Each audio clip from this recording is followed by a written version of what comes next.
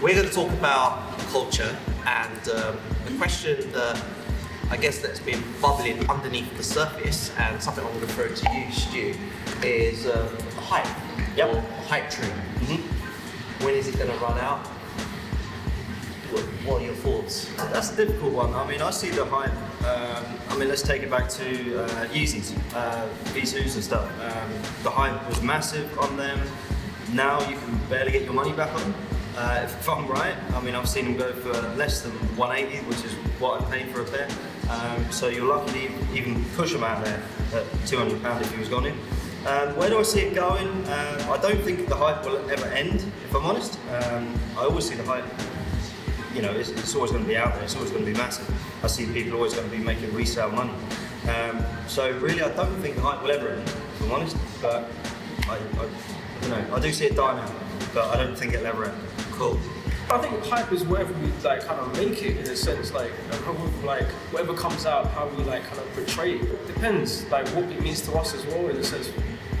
Hype is. You got a lot of other social platforms that do help us do that.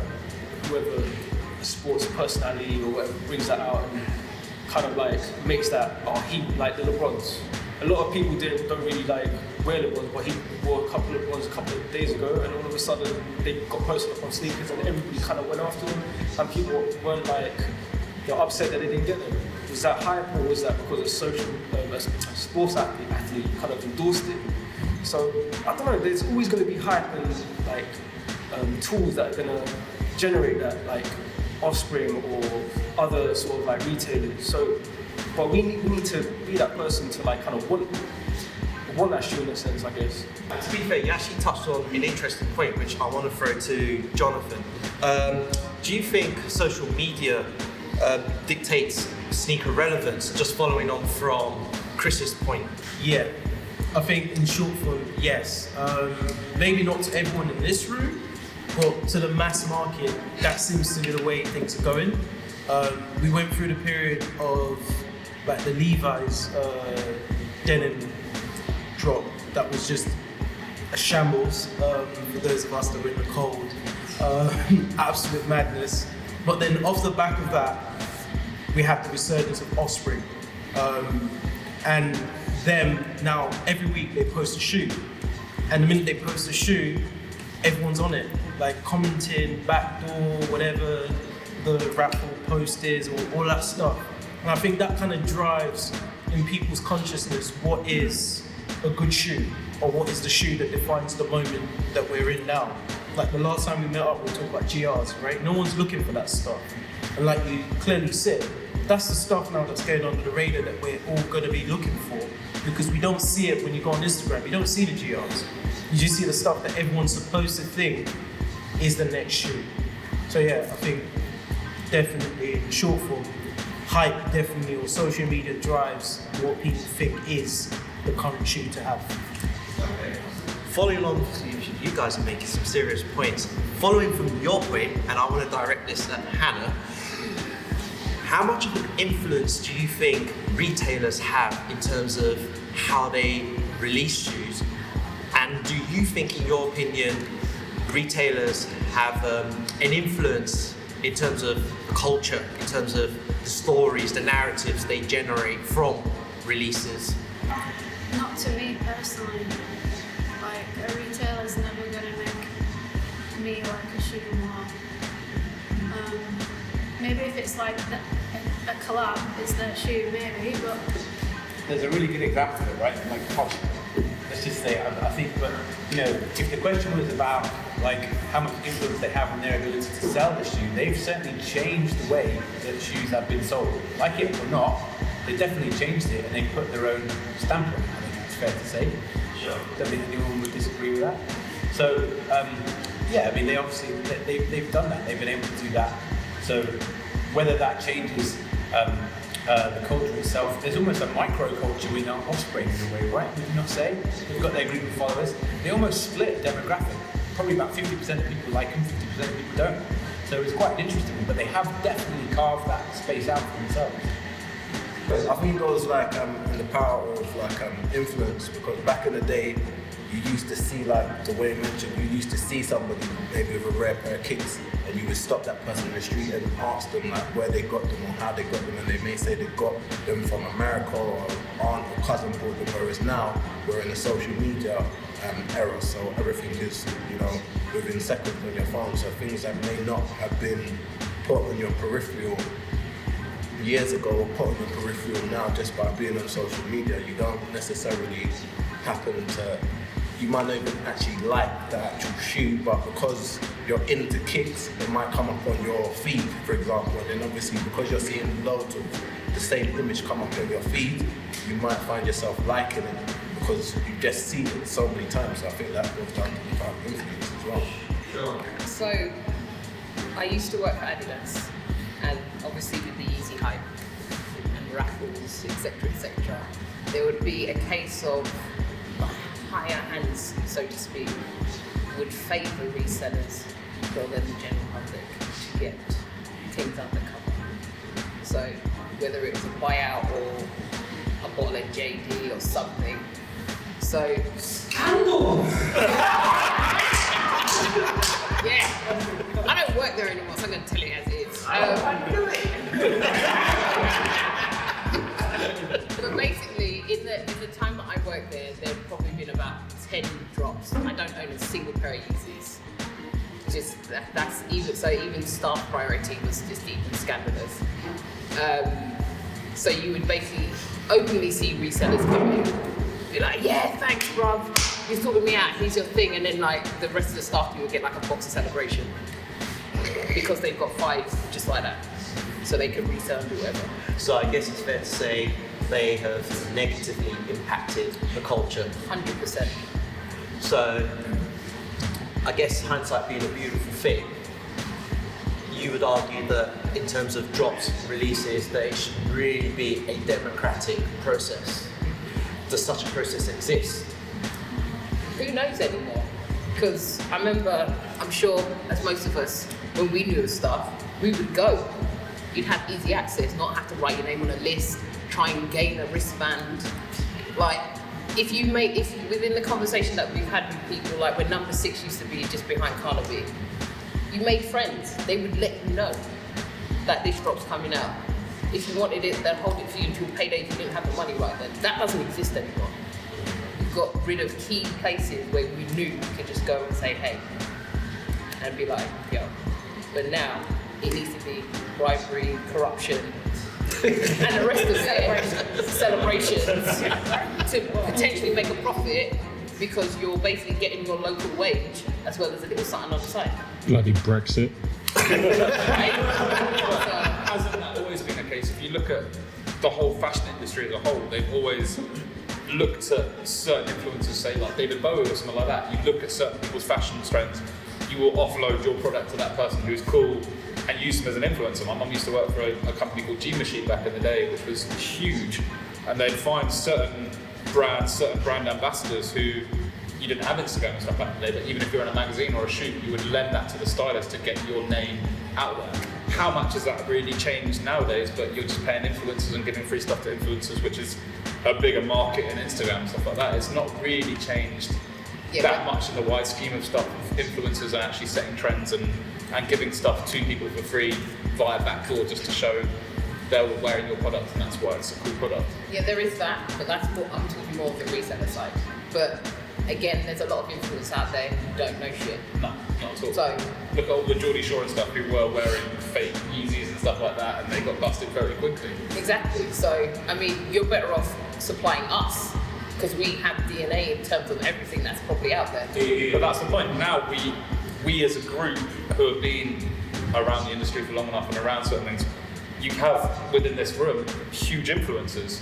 So that makes a big difference. But it's not people who are resellers; it's people who are identifying with the industry culture and giving back to it as well. So it's finding the right people to give it to at the end of the day.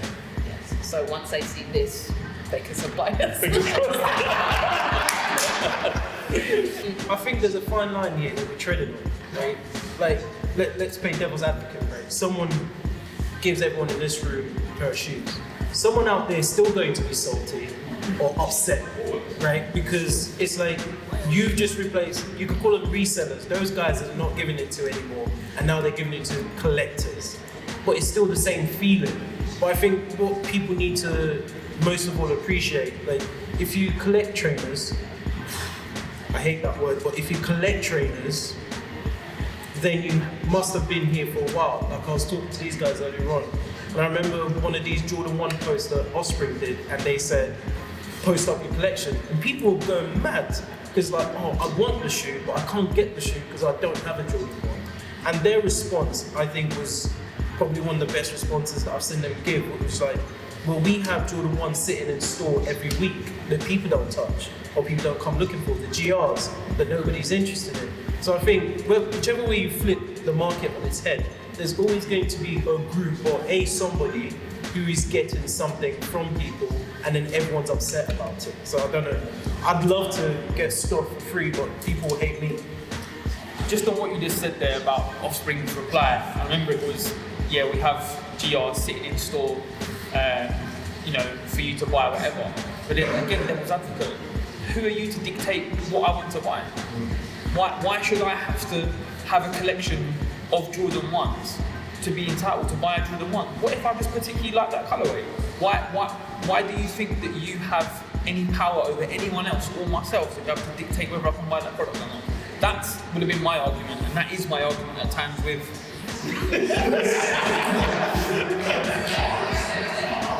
Right, so to that response,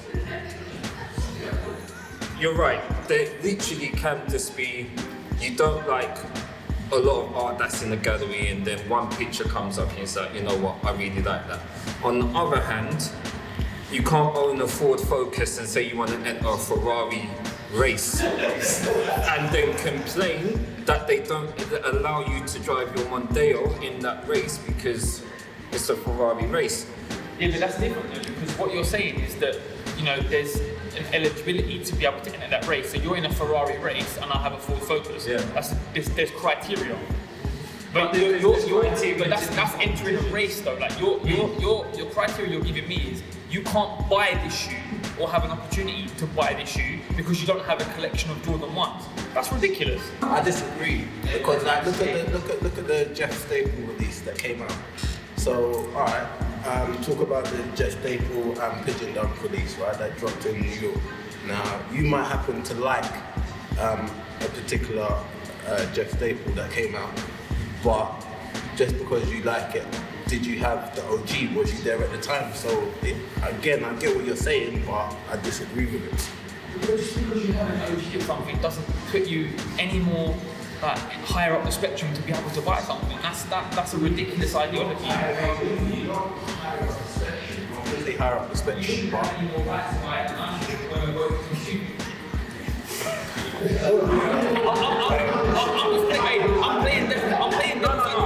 playing devil's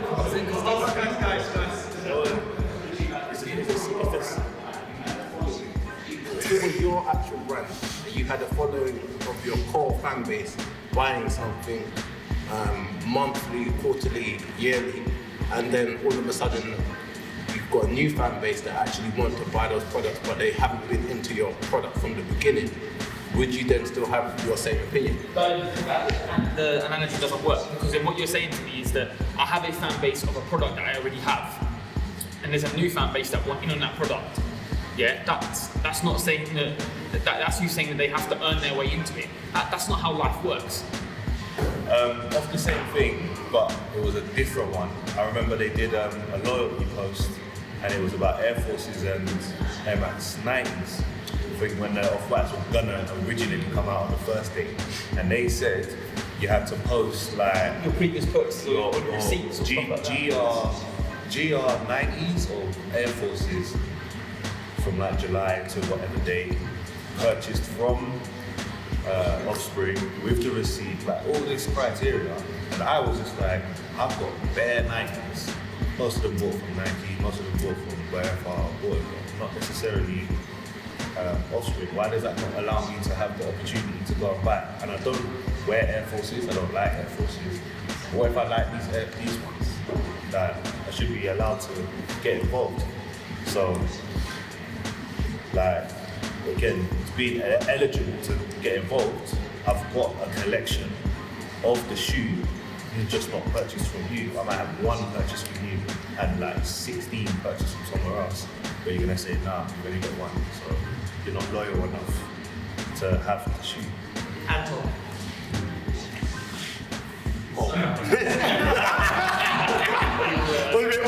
Now, I'll be honest with you.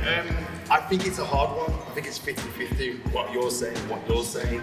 And this is where like Offspring, I think in certain situations, they're trying to find the balance. You know, it's better than what most retailers are trying to do.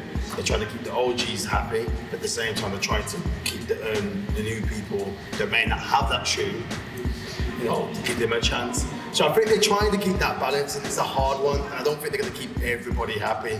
You know, the fact that you're wearing a t-shirt, listen, so it's going to lead to my analogy. If you want to go to a PSG game, you can go to every single PSG home game if you're a season ticket holder. But what if you just want to go to one game? You can buy a ticket for that one game. There's an option for you to do that.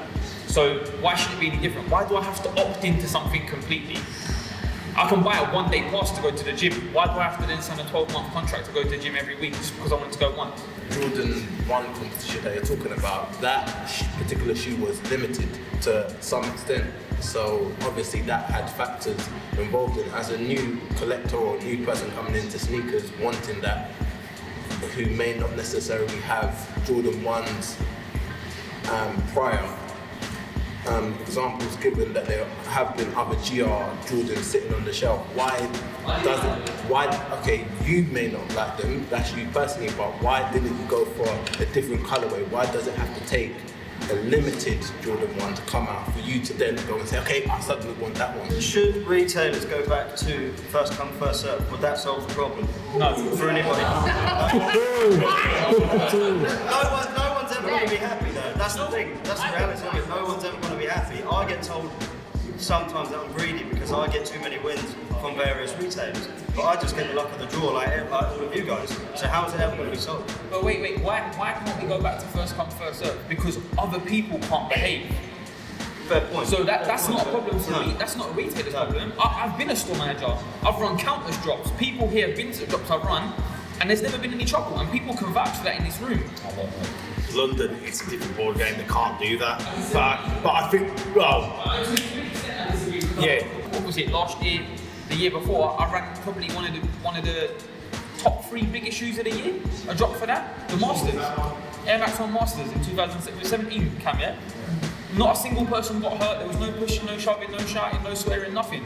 So I think it's down to the responsibility of the retailer and the people that are there, but it has to be managed in the correct way. That's not happening. But there's different avenues.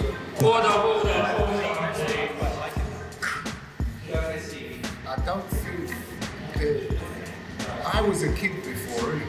And I was into sneakers. So if I'm a kid now and I want to get into sneakers, it's all this politics just to get a pair of shoes. It's annoying, innit? Like, and you can't ignore the youngers, because the youngers are the future, innit?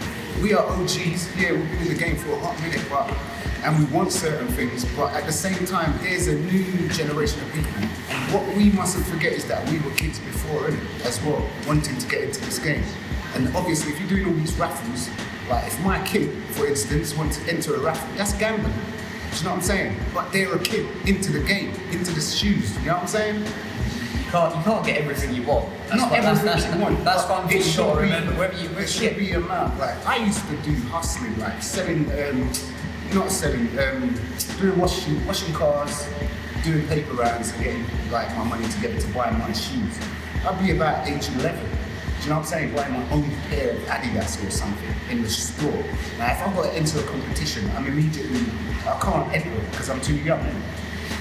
And, we all heard, this guy's parents have entered the competition, and we flagged them. Do you know what I'm saying? So, like, where did you start? Or where do you, draw the line? Surely that draws a line that says that the whole point of the raffle system is to cater for everyone. Is that not true? Like you were saying, well, I'm not a massive collector of that shoe, but I should have every right as everyone else. Everyone has the right to enter a raffle. I know we all sort of know, well, yeah, that raffle raffles. I mean, who's picking that raffle?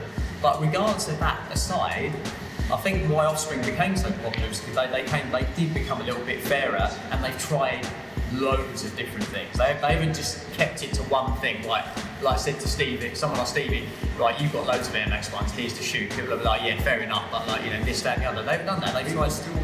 Yeah, people will make, you can't please everyone all the time, but you know, I think the raffle system in this day and age is the fairest system. They have done one thing, haven't they? And I said that they have done one thing. One thing that they have done is they've taken a defined stance against resale. Yeah. That is the one thing that they've done. Yes. All of their activities about that. And all this stuff about looking at who's got what, all it is about making sure that one retailer, and let's face it, there's fucking loads of other retailers you could go and buy that shoe from if it's not for you to enter an Offspring raffle. You can get it elsewhere. All that they're doing is making sure that less of what they put out is resold, because that comes back and bites them as well. So I think what they've done as well, and that's only Offspring that are doing that, and all it's about is just making sure that it's an active stance against reselling, which is one thing that they have done. I agree. Let me just be clear, I'm not anti-Offspring, because I actually like some of the stuff they've done, and I do disagree with some of the other stuff. You mentioned about, oh god, you mentioned something, I've forgotten it. You mentioned a really good point about, it's gone. You know what? I had something to say, but because I felt like you slightly. Yeah, it was about raffles. Yeah. So you said that I feel like you slightly kind of contradicted yourself a little bit, because you said that, you know, we all know that everyone enters a raffle and who picks them winners, but who's picking the winners at Offspring? It's essentially the same thing. A lot of us assume that it's fixed. You know, I mean, stipulations of a raffle say, right, you can only enter with this many. Like, I could have got a Google stock images picture and then Photoshop my name into it, and then, you know, who's to say that? But that's what I'm saying. The stories here. I'm going to go and buy a bottle of Lambrini and get myself some Yeezys. You know what I'm saying?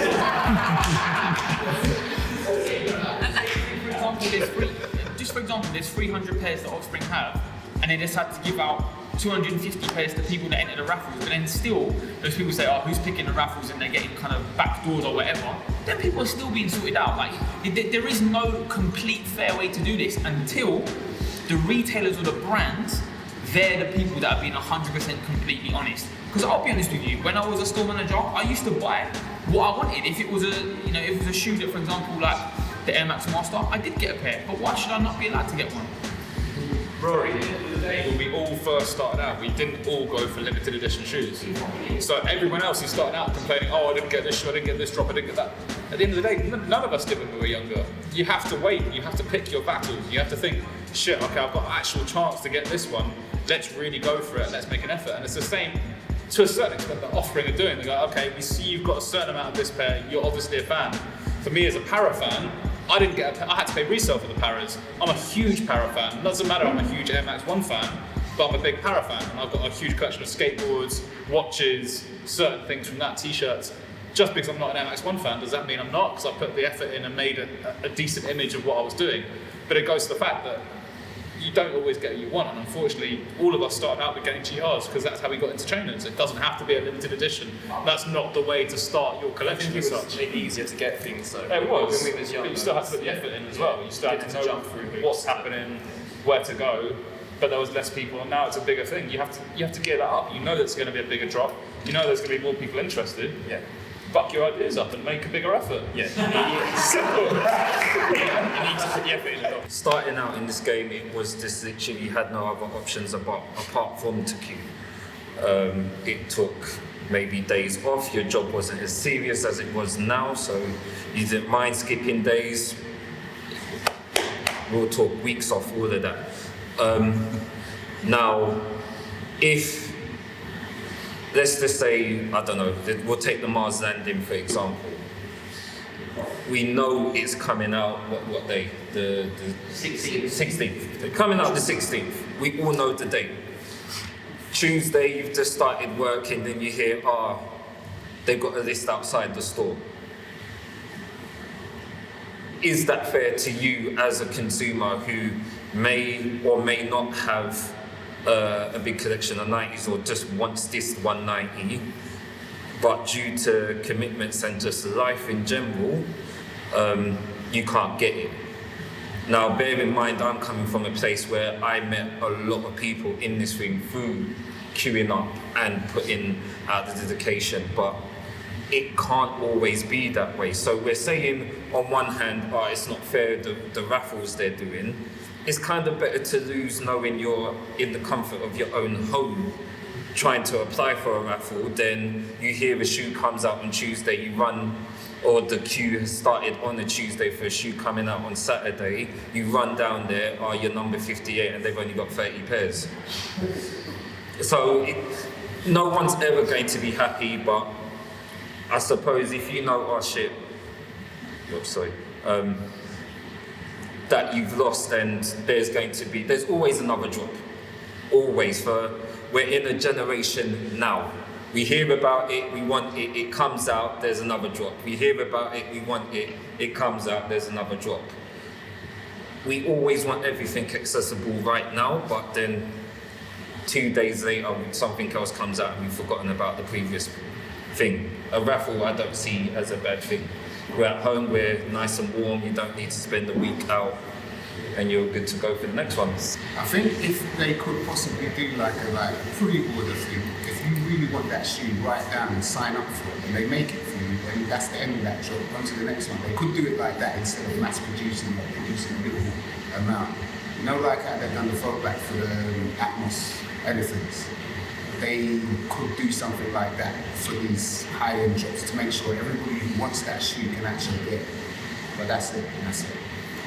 That's what I want to say. I'm going to say I'll not talk too much. Obviously, you mentioned before, Senil, about you can't win every time, and I think slightly leading to what Dwayne was saying about how on a raffle system, and there being maybe a surprise drop on a Tuesday. The problem is, as we get older in this game and scene, our circumstances change, and unfortunately, the generation coming up now, we were talking about this in the break, they're going through a phase where they're not taking any losses and they are winning every time. And the problem with that is they're not learning the discipline from what comes with it. And this is far deeper than footwear. Because say every single shoe you go for, it might be 6 in a month, you get every single time and you keep winning and you keep winning and you keep winning. Whether that be because you know someone within a brand or you just got lucky on the raffles or whatever, there's gonna come a time in that person's life, and it might be later in their life to do with their job or their relationship or something, where they're going to take a loss and they're not going to know how to deal with it. And I think the younger kids in this generation, they're not learning, and it might be such a small thing as like not winning a trainer, but they're not learning how to balance wins and losses, because all they're doing is gaining. The raffle system is the fairest way in the sense that it gives every single person an opportunity to go for the shoe. If you want to enter it 10,000 times, that's your business. You're giving yourself 10,000 more opportunities. But you have to be in it to win it. And I think as we get older, like I said, our circumstances change. I can't afford to go to other places. I know I work within the industry, but if Offspring are the only place selling a shoe, and I have to enter the raffle, I'm not going to jump through hoops to do it, but if it's just a standard raffle, I'll enter it, because that's my opportunity to buy it. Isn't that a contradiction to what you first said then? Because your first point was, if you dictate to someone that they can't get it, because of the stipulation that's put in place, you're now saying something different. No. What I'm saying is, entering a raffle, fine, but telling me that I don't have the right to enter a raffle because I don't have previous... That's a stage thing. So what the stage is, so it's like if you play Mario Kart, you start a mushroom cup, and then you go... No, listen, what it is, you can't start on special road, can you? You have to go mushroom cup and work your way through. So there's no stipulations to entering a raffle. Raffles are general. The whole idea of the fact that you have to enter a raffle to be the chance to win the opportunity to buy a pair of shoes is ridiculous in its sense anyway. But it's the fairest way for a raffle system. But I'm saying, what Offspring were asking you to do at that time was then go and get all of your Jordan 1s and post them together and put them together and make a picture, and then for me to decide whether your Jordan 1 collection is worthy enough for you to be able to enter a raffle. The stimulations for that, there's too much. I think what we've done there as a group of like-minded individuals, we've all highlighted every single problem with releases. So what I suggest as a group of us lot is try and think of a solution. So what we should do as a group, as the panel, if we put solutions together and we can all handpick them and go, right, that works because this is what the industry want to hear from us in general. We're talking about the industry should do this, do what? They've tried a million different things, and all of us could agree in this room now that they haven't nailed it yet. So if we all think of something better, I think we could all come to some sort of point, and maybe the industry will listen to us. And on that note, whilst I guess the hype train shows no sign of abating, I guess it's clear that social media plays a preeminent role within culture, within the scene. But I think fundamentally, it's important that I guess retailers and outlets pay attention to what's going on in the marketplace, actually take on board the comments, the feedbacks in terms of the various impacts that they are having within the scene, and I guess use that as a source of trying to make the scene a better place. Would we all agree with that? Yes? Yes. Yeah. Awesome. On that note, we have been the panel. I'd like to extend my supreme thanks to all of you for giving up your time. And if we can, we're going to try it again with your left hand like so, and your right hand like so. Put them together, give yourself a round of applause.